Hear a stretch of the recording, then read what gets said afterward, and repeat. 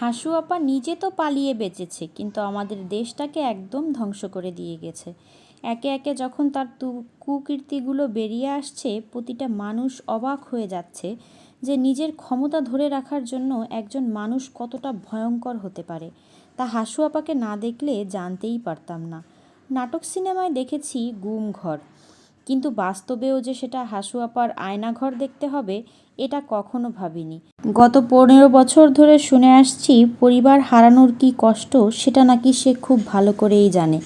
পরিবারের একজন সদস্য মারা গেলে আস্তে আস্তে কিন্তু মানুষ তার চলে যাওয়ার কষ্টটা সহ্য করে নেয়, কিন্তু কেউ যখন হারিয়ে যায় তখন তাকে খুঁজে পাওয়ার আশা কিন্তু মানুষ ছাড়ে না। প্রতিনিয়ত তাকে ফিরে পাওয়ার জন্য দোয়া করতে থাকে। সেটা আয়নাঘরের সামনে হারিয়ে যাওয়া মানুষের স্বজনদের আকুতি দেখলেই বোঝা যায়।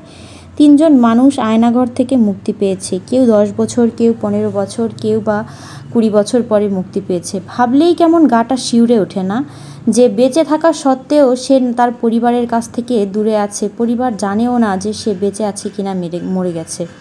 না জানি কতজন এরকম গুম ঘরের মধ্যে বন্দি থেকে নিজের জীবনের শেষ নিঃশ্বাসটা ওইখানেই ত্যাগ করেছে।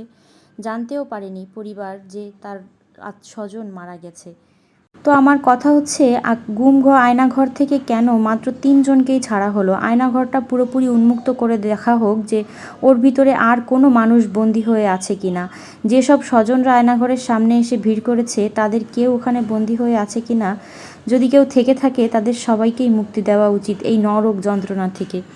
আর পরিবারের কাছে ফিরিয়ে অন্তত শেষ জীবনে কিছুটা হলেও শান্তি তাদের প্রাপ্য। এরকম একজন রক্তখেকো হিংস্র মানুষ আমাদের এত বছর ধরে দেশ চালিয়েছে, এটা ভাবলেই গাটা শিউরে উঠছে।